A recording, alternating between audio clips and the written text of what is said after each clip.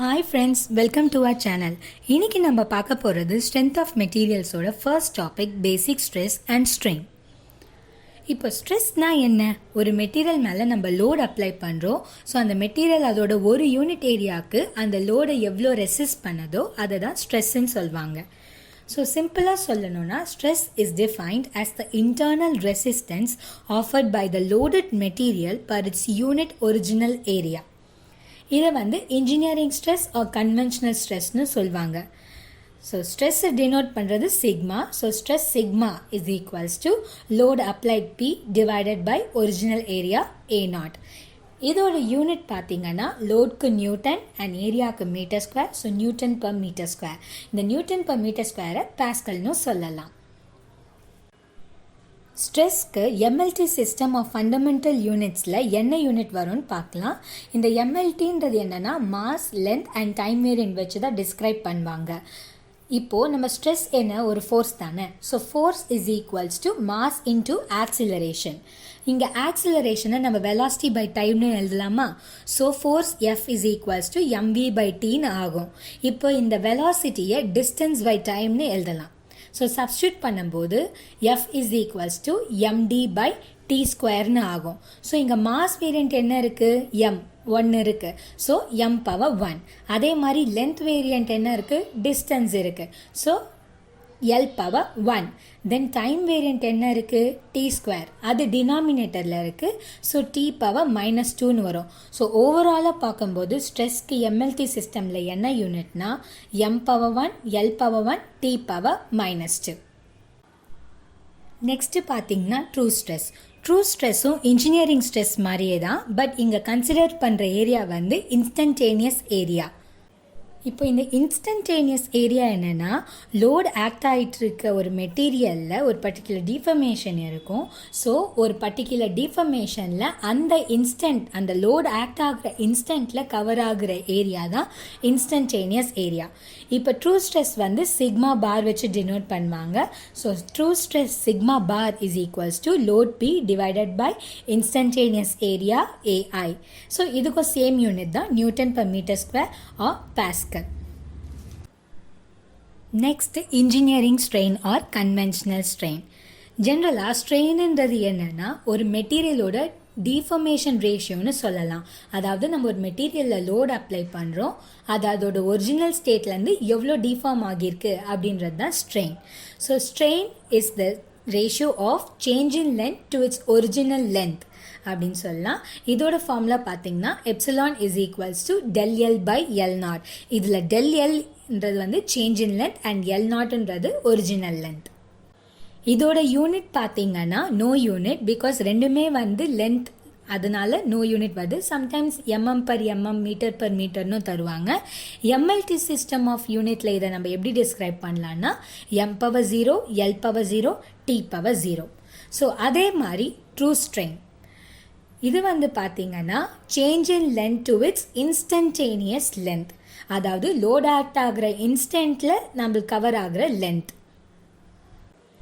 So true strain epsilon bar is equals to integral 0 to L del L by L. இங்கே ஏன் நம்ம integrate பண்ணுறோன்னா, இப்போ ஒரு ஆப்ஜெக்ட் ஸ்கொயர் ஒரு ரெக்டாங்கிளாக இருந்தால் அங்கே ஈஸியாக நம்ம அந்த லென்த்தை கண்டுபிடிச்சிடலாம். பட் லோட் ஆக்ட் ஆகிற இன்ஸ்டன்ட்டில் கவர் ஆகிற ஏரியான்றதால நம்ம இன்டகிரேட் பண்ணி கண்டுபிடிச்சா நம்மளுக்கு இன்னும் ஈஸியாக இருக்கும். சரி, இப்போது நம்ம ட்ரூ ஸ்ட்ரெயின்க்கும் இன்ஜினியரிங் ஸ்ட்ரெயின்க்கும் உள்ள ரிலேஷன்ஷிப் பார்க்கலாம். Epsilon bar is equals to integral L naught to L del L by L. So இதை இன்டகிரேட் பண்ணும்போது நம்மளுக்கு log L minus log L நாட்னு வரும். So log A minus log B is equals to log A by B. அந்த formula use பண்ணி நம்ம இதை log E L by L நாட்னு எழுதலாம். இப்போது இந்த எல்லை del L plus L நாட்னு எழுதலாமா? அதாவது change in length plus original லென்த்னு எழுதலாம். ஸோ அதை சப்ஸ்டியூட் பண்ணும்போது நம்மளுக்கு என்ன கிடைக்குது? Epsilon bar is equals to log del L plus L naught by L நாட்னு கிடைக்கிது. தென் இங்கே del L by L நாட்டை நம்ம என்னன்னு சொல்லலாம்? இன்ஜினியரிங் ஸ்ட்ரெயின்னு சொல்லலாம். So true strain epsilon bar is equals to ln of 1 plus engineering strain. அதான் இது ரெண்டுத்துக்கும் உள்ள ரிலேஷன்ஷிப். அதே மாதிரி ட்ரூ ஸ்ட்ரெஸ்க்கும் இன்ஜினியரிங் ஸ்ட்ரெஸ்க்கும் உள்ள ரிலேஷன்ஷிப் பார்க்கலாம். ஸோ இதுக்கு ஃபஸ்ட்டு நம்ம இன்ஸ்டன்டேனியஸ் ஏரியாவை கண்டுபிடிக்க போகிறோம். இப்போ ஜென்ரலாக நம்ம லோட் ஒரு மெட்டீரியல் அப்ளை பண்ணும்போது லென்த் அண்ட் பிரெத் தான் வேரி ஆகும் ஆர் டயா வேரி ஆகும். பட் வால்யூமில் எந்த விதமான சேஞ்சஸும் இருக்காது இல்லையா. ஸோ நம்ம வந்து original volume is equals to final வால்யூம்னு ஈக்குவேட் பண்ணிக்கலாம். ஸோ வால்யூமை நம்ம என்னன்னு எழுதிக்கலாம், ஏரியா இன்ட்டு லென்த்னு எழுதலாம். So A0 L0 is equals to AL அப்படின்லாம். அதே மாதிரி இங்கேயும் எல்லை வந்து ΔL ப்ளஸ் L0ன்னு எழுதலாமா. ஸோ அப்படி சப்ஸ்டியூட் பண்ணும்போது A is equals to A0 L0 divided by L0 plus ΔLன்னு கிடைக்கும். இங்கே இருக்க L0 கீழே டினாமினேட்டரில் கொண்டு போனோன்னா நம்மளுக்கு A is equals to A0 divided by L0 plus ΔL divided by L0ன்னு இருக்கும்.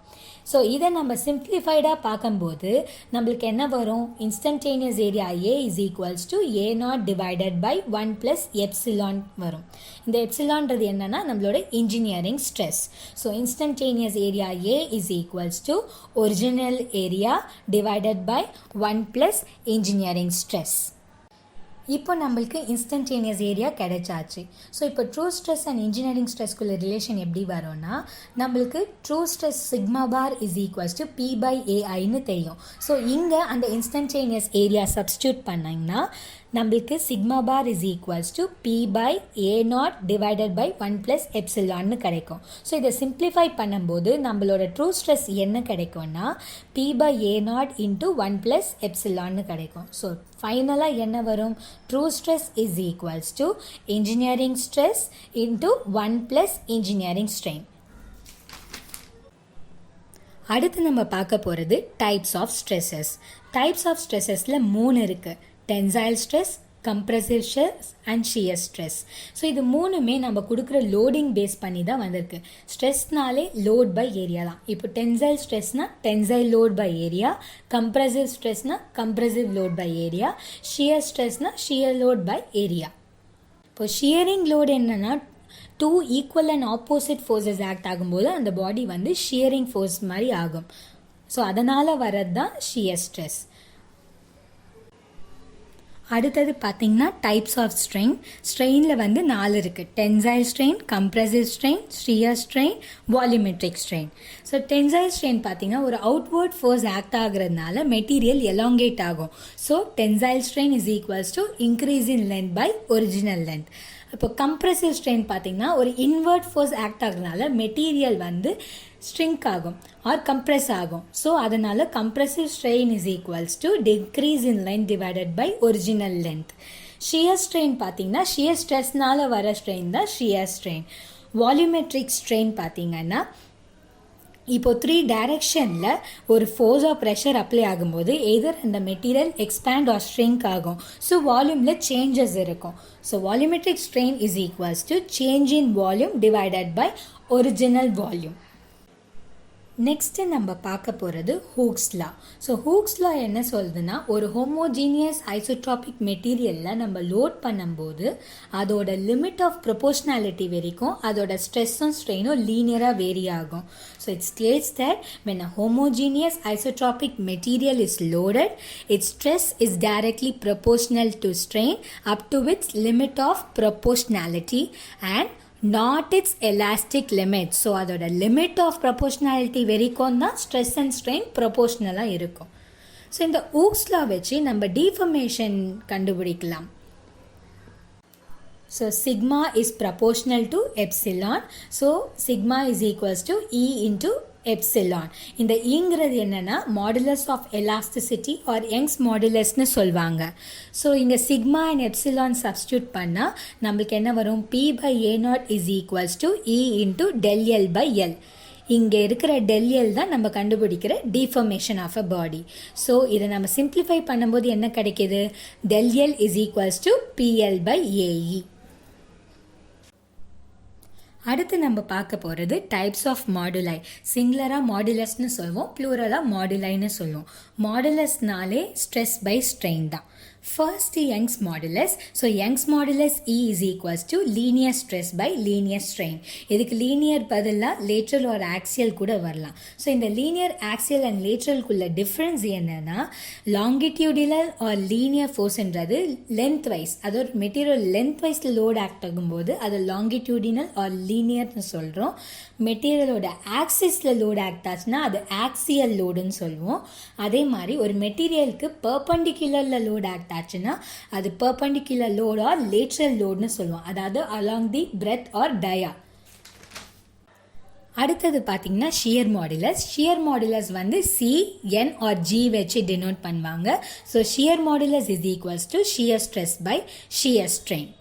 அதே மாதிரி பல்க் மாடுலஸ் வந்து கே வச்சு டினோட் பண்ணுவாங்க. So K is equals to a constant pressure divided by volumetric strain. So இதில் ஒரு 3 டைரெக்ஷனில் ப்ரெஷர் ஆக்ட் ஆகும்போது வால்யூமில் வந்து சேஞ்சஸ் இருக்கும். ஸோ அதுதான் இங்கே பல்க் மாடுலஸ். இப்போ நம்ம ஒரு சம் பார்க்கலாம். ஸோ இங்கே என்ன கொடுத்துருக்காங்கன்னா change in length del L is equals to 0.3 mm, load P is equals to 23.5 kilonewton. இதை வந்து நம்ம 23.5 into 10 power 3 நியூட்டன் எழுதலாம். அடுத்தது original length L0 200 mm, area is equals to π/4 into 10 square. So இது வந்து ஒரு சர்க்குலர் செக்ஷனாக இருக்கும். இதில் வந்து நம்மள யங்ஸ் மாடுலஸ் இ என்னன்னு கண்டுபிடிக்க சொல்கிறாங்க. ஸோ இதை கொடுத்துருக்க டேட்டாஸ் வச்சு நம்ம எந்த ரிலேஷன் யூஸ் பண்ணலான்னு பார்த்தீங்கன்னா, இதுக்கு முன்னாடி நம்ம டிஃபர்மேஷனுக்கு ஒரு ஈக்குவேஷன் கண்டுபிடிச்சோம் இல்லையா, del L is equals to PL/AE. அந்த ஈக்குவேஷன் வச்சு நம்ம இதை யங்ஸ் மாடுலஸ் கண்டுபிடிக்கலாம். ஸோ கொடுத்துருக்க பேராமீட்டர்ஸ்லாம் சப்ஸ்டியூட் பண்ணால் நம்மளுக்கு Young's modulus E is equals to 2 into 10 power 5 newton per mm square or mega pascal வந்து கிடைக்குது. அடுத்தது பாய்சான்ஸ் ரேஷியோ பார்த்தீங்கன்னா it's a ratio of lateral strain to linear or axial strain. So இதை வந்து mu வச்சு denote பண்ணுவாங்க. So mu is equals to del B/B divided by del L/L or del D/D divided by del L/L.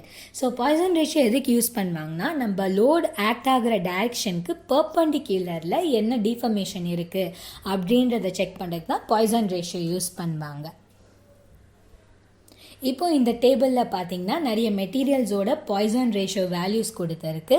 ஜென்ரலாக Poisson ரேஷியோட value பார்த்தீங்கன்னா 0.2லேருந்து 0.5 வரைக்கும் vary ஆகும். அதே ductile materials பார்த்தீங்கன்னா 0.25லேருந்து 0.5க்குள்ளே வேரி ஆகும். அதுவே இன்கம்ப்ரெசிபிள் மெட்டீரியல்ஸ் பார்த்தீங்கன்னா 0.5 இதுதான் மேக்ஸிமம் பாய்சான் ரேஷியோ வேல்யூ. ஏன்னு பார்த்தீங்கன்னா இதில் வந்து ஸ்டிஃப்னஸ் கே வந்து இன்ஃபினிட்டி இருக்கும். ஸோ கே இன்ஃபினிட்டியாக இருக்க மெட்டீரியல்ஸ், அதாவது எந்த மெட்டீரியல்லாம் நம்மளால் கம்ப்ரெஸ்ஸே பண்ண முடியாதோ அதுக்கெலாம் வந்து பாய்சான் ரேஷியோ வந்து 0.5 இருக்கும். இதோட ரிலேஷன் நம்ம ஃபர்தராக பார்க்கலாம்.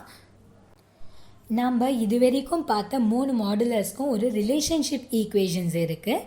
அது என்னென்னா E is equals to 2G 1 plus mu, E is equals to 3K 1 minus 2 mu.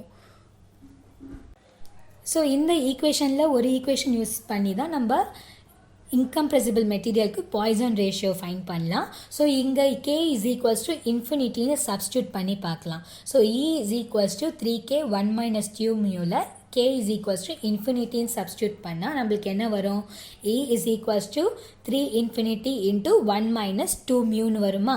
So இதை சிம்பிளிஃபை பண்ணும்போது நம்மளுக்கு மியூ இஸ் ஈக்குவல்ஸ் டு 0.5 அப்படின்னு கிடைக்கும். ஸோ கே எதுலலாம் இன்ஃபினிட்டியாக இருக்கோ, கேன்றது ஸ்டிஃப்னஸ், அது எங்கெல்லாம் இன்ஃபினிட்டியாக இருக்கோ அதாவது எல்லா இன்கம்ப்ரெசிபிள் மெட்டீரியல்ஸ் அதுக்கு பாய்சான் ரேஷியோ வந்து 0.5. ஸோ இதை வந்து நம்ம வைசி வர்சாவாக செக் பண்ணலாமா. இப்போ மியூ இஸ் ஈக்குவல்ஸ் டு 0.5ன்றதை சப்ஸ்டியூட் பண்ணி நம்மளோட கே என்னன்னு கண்டுபிடிக்கலாம். அதே ஈக்குவேஷனில் மியூ 0.5 சப்ஸ்டியூட் பண்ணால் என்ன வருது, E is equals to 3K 1 minus 2 into 0.5. So அது 0. So E/0 is equals to Kன்னு வருது. ஸோ K என்ன, இன்ஃபினிட்டி. ஸோ வைசி வர்சாவை செக் பண்ணாலும் K இன்ஃபினிட்டியாக இருந்தால் Poisson's ratio mu is equals to 0.5ன்னு வருது. நெக்ஸ்ட்டு நம்ம mu is equals to 0.5 substitute பண்ணி ஈக்கும் ஜிக்கும் உள்ள ரிலேஷன்ஷிப் கண்டுபிடிக்கலாம். So E is equals to 2G 1 plus mu. இதில் மியூ வந்து 0.5 சப்ஸ்டியூட் பண்ணால் நம்மளுக்கு என்ன வரும், E இஸ் ஈக்குவல்ஸ் டு 3Gன்னு வரும். அடுத்தது பாய்சன்ஸ் ரேஷியோ இல்லாமல் 3 மாடுலைக்கும் உள்ள ரிலேஷன்ஷிப் என்னன்னு பார்க்கலாம். ஸோ இது வந்து ஒரு இம்பார்ட்டண்ட்டான ரிலேஷன்ஷிப்புன்னு சொல்லலாம். ஏன்னா நிறைய எக்ஸாம்ஸில் ரிப்பீட்டடாக கேட்டிருக்காங்க. ஸோ நம்மளுக்கு இருக்க 2 equation E is equals to 2g 1 plus mu இது equation 1 and E is equals to 3k 1 minus 2 mu இது ஈக்குவேஷன் 2. ஸோ ஈக்குவேஷன் 1ல இருந்து நம்மளுக்கு mu is equals to E by 2g minus 1 கிடைச்சிருக்கு. ஸோ இதை நம்ம செகண்ட் ஈக்குவேஷனில் சப்ஸ்டியூட் பண்ணால் என்ன கிடைக்கும்? E is equals to 3k into 1 minus 2 into E by 2g minus 1. So இதை சிம்பிளிஃபை பண்ணும்போது நம்மளுக்கு என்ன வருது? E is equals to 3k into 3 minus E by ஜின்னு கிடைக்கும். தென் இதை ஃபர்தர் நம்ம சிம்பிளிஃபை பண்ணும்போது நம்மளுக்கு என்ன கிடைக்கும்னா E is equals to 9kg divided by 3k plus g. இது ஒரு இம்பார்ட்டண்ட்டான ரிலேஷன்ஷிப். ஷியோராக இதை மைண்டில் வச்சுக்கோங்க. எப்பயுமே டைம் ரொம்ப ப்ரிஷியஸான விஷயம். ஸோ அதை கரெக்டாக வேஸ்ட் பண்ணாமல் யூஸ் பண்ணிட்டோன்னா நம்ம ஷியோராக சக்சீட் ஆகலாம். So time and tide wait for none. மறக்காமல் வீடியோ லைக் பண்ணுங்கள், சேனலை சப்ஸ்கிரைப் பண்ணுங்கள் அண்ட் அப்டேட்டடாக இருங்க. ஏதாவது கிளாரிஃபிகேஷன் வேணும்னா கமெண்ட் பாக்ஸில் கமெண்ட் பண்ணுங்கள், அதை கிளாரிஃபை பண்ணிக்கலாம். All the best friends. Thanks for வாட்சிங்.